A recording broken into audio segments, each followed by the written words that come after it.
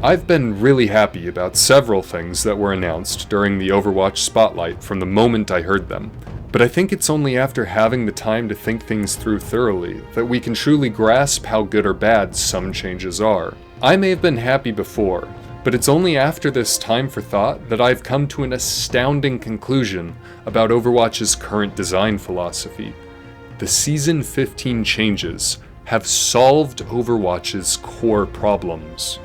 I don't know if these things were intentional, but reasoning through them feels like piecing together a masterpiece of a game design puzzle. Let's start with the number one complaint I hear from just about anyone, especially those who have either burnt out on Overwatch enough to stop playing it, or who still play it but don't find it fun anymore. The game feels stale and samey. Well, this one seems to have been the primary problem within the Overwatch team's crosshairs, because this is the one they've put the most effort into solving. I'm going to put aside a lot of the other new and exciting stuff, and specifically address the core day-to-day ranked and quick play experience that dominates almost every Overwatch player's experience, as that's where the primary changes that affect players are going to actually stick. And perks are, surprisingly to me, the perfect solution. I honestly feel a bit astonished to say that. My very first gut reaction hearing that perks would be added to Overwatch was, that's overkill and won't feel like Overwatch anymore. I can even add now it's a bit astonishing that they went with this route, given that their changes to Overwatch 2 showed they wanted to dumb the game down a lot, even stating that things like different types of temporary HP are too complicated, only to now go in the complete opposite direction and have players level up to acquire perks. But I think perks solve a lot of Overwatch's problems, again, surprisingly. And starting with the obvious, perks are a great answer to the game feeling samey and boring. Obviously, I think there will be a perk meta, and certain perks will be overpowered, and your teammates will flame you for picking the quote-unquote wrong perks. But all of those negatives are things the game already had in other ways. Adding the variable of perks will give the game more variance regardless of how you look at things, and if you aren't feeling that variance as the meta solidifies, you always have the option to change things up yourself, given you are in charge of your perks, unlike a system like Marvel Rivals team-ups. Not to mention that this system itself is entirely new, which means the entire thing will just automatically make things feel unique for at least a good while, even beyond the long-lasting variance it's added to the game. It's genuinely such a well-thought-out fix to this problem, but would you believe it's also a perfect fix to another of Overwatch's core problems as well? Possibly the most complained about topic from current Overwatch players. Wait, hold on. Before that, Oink wants to say hello to you. This is where we give your Overwatch YouTube video experience some variance. Can you believe how cute she is? My precious little hopping shadow Oink and I ask that you like the video, comment something, and subscribe if you haven't already. Thank you a lot. I mean that from the bottom of my heart.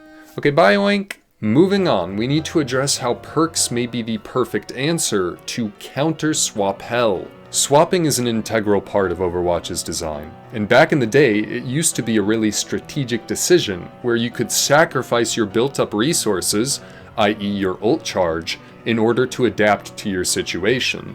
This price of sacrificing strategy was a really cool way to express your understanding of the game, but over time, matchups became so polarized by things like solo tank 5v5 roleq, and the sacrifice required was also mitigated with the addition of ult charge retention.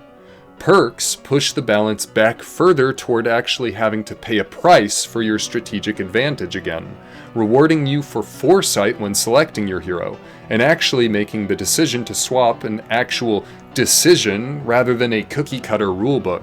It even goes a step further than this, though. Perks have given the developers the opportunity to even out some poor matchups heroes have in order to make the counters less one-sided overall. Now, I can see others arguing otherwise, but I 100% think this is incredibly healthy for Overwatch's design. We've talked before about how Overwatch players identify with their heroes, and having heroes that just can't function against certain other heroes is poor design that hurts the way people actually play the game.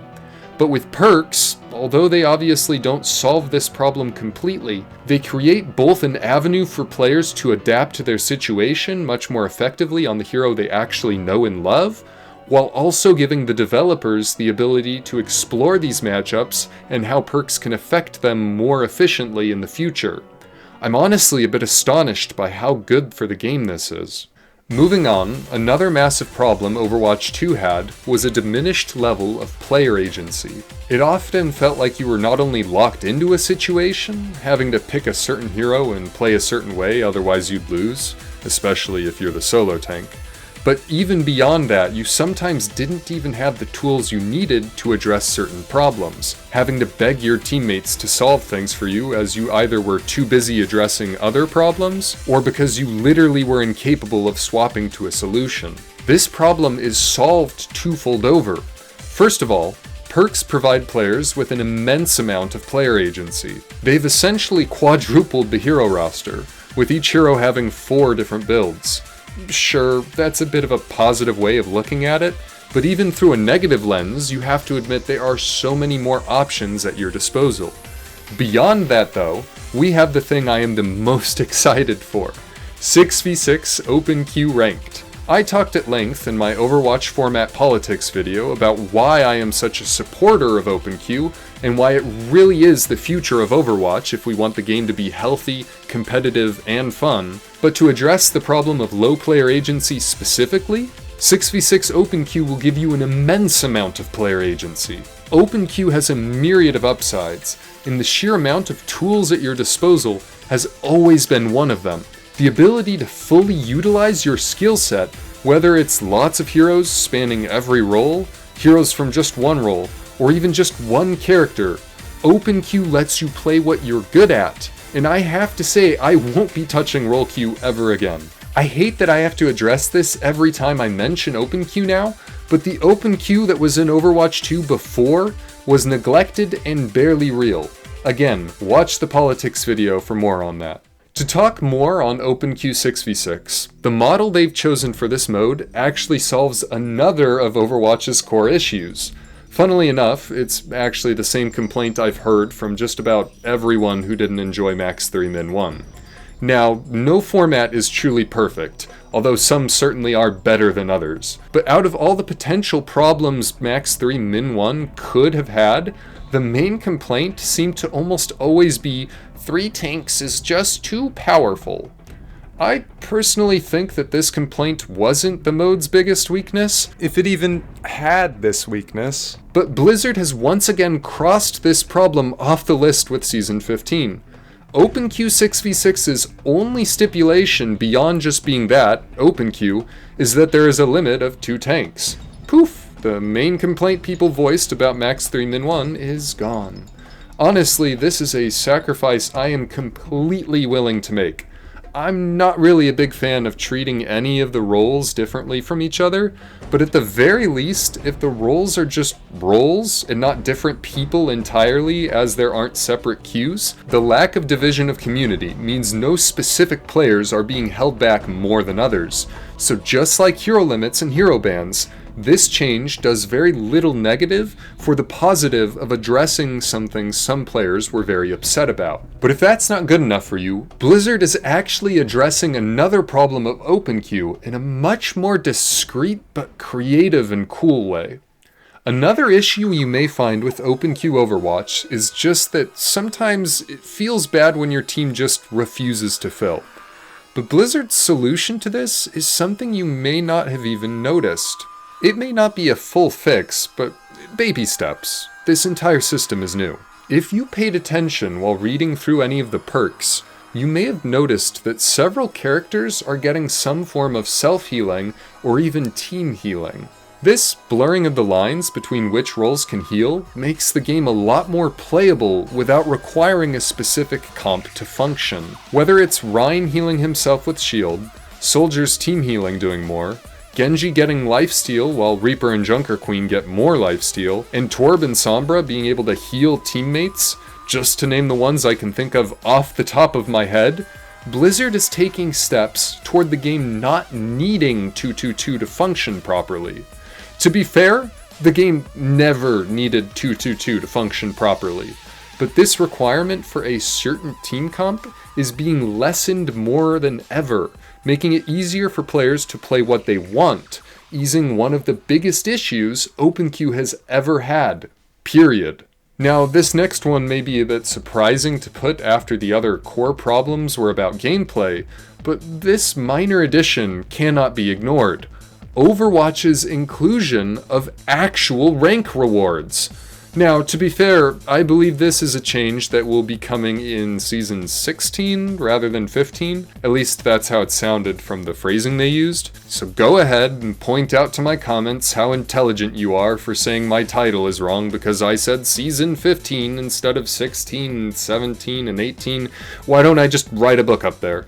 For real though, this tiny reward is actually massive. I've been frustrated with Overwatch and even its new rival because these games provide almost zero incentive to actually climb the ranks. Sure, colored weapons are fun, but that isn't a rank reward, that is a ranked reward. If it's something anyone can get regardless of their rank, it's not the same. With games having such competitive leaderboards and so much community focus being on how to improve and climb the ladder, it can be kind of depressing how little reward there is once you reach the top. I've been top 500 in both Overwatch 1 and Overwatch 2 as long as I can remember, and I still get called trash by plat commenters all the time. There isn't anything in the game that makes you feel like you've accomplished anything, even after you hit like the top 20 players. And at this point, given roleq splitting the player base up so much, it's honestly way too easy to just waltz into top 500, so I get why they don't want to reward you. Who even cares? Okay, I'm bunny trailing a bit. My point is that if the game is going to have such a focus on rank and progression, there should be a reward at the end of that grind to show off. Telling people to look at your profile is straight up creep behavior nobody wants to do. And having a shitty title that goes away after a while is the worst reward I can even conceive of, especially when you consider the fact you have to choose between it or having an actual cool title. Overwatch 1 may not have done it perfectly, having nothing for Grandmaster and below, but the top 500 sprays were the coolest cosmetic the game has ever done. And the profile pictures weren't half bad either. Overwatch 2 finally having something meaningful to show off, while I wish it was something bigger and a bit easier to show off, it's really, really cool that it's in the game now. They even added your rank to your portrait so that you can see how good the streamer you're watching is, which has been bugging me since the day they took it out. Glad the lightning is coming back too. Now to just win 750 games on all of my accounts.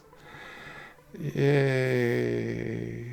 Beyond all of that, if there's any specific complaints you have with a certain hero or a certain map, the Blizzard team is taking steps to mitigate those as well by giving you the ability to ban heroes and vote for maps. And people have complained for a long time that the game has no form of hero data, making us go to the wiki to actually learn anything about the game's numbers. But they're adding hero data now. It's actually hard to think of major problems they aren't addressing. The final major problem I'll leave you with is this. Nothing has addressed Overwatch's elo hell problem. There's nothing to help players who are just clinically held back by their bad teammates who do nothing all game. None of these changes change the fact that you are still just one person on a team of many, and you have no way to win your match if your teammates are bad enough. If you don't start an account off the right way, there's a good chance it's getting stuck in gold forever. But friends, Blizzard may not have addressed this problem, but I will. I alone, all by myself, will get rid of this problem right now. I'm going to use all of my powers to manipulate reality and remove elo hell.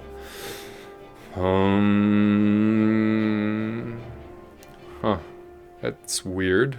I can't sense elo hell's energy. Oh, that's right. I can't sense it because it's not real. Silly me. Thank you so much for watching the video. all the kind comments, all the support. It really does mean the world to us. I'm so happy not just about the state of Overwatch, but the state of this channel and the great community we have. Thank you for everything. Please do like, sub, and throw out a comment before you leave. Thank you to James and Cami for your continued support. Please join the channel if you can. Thank you all so much. Oink says bye, friends!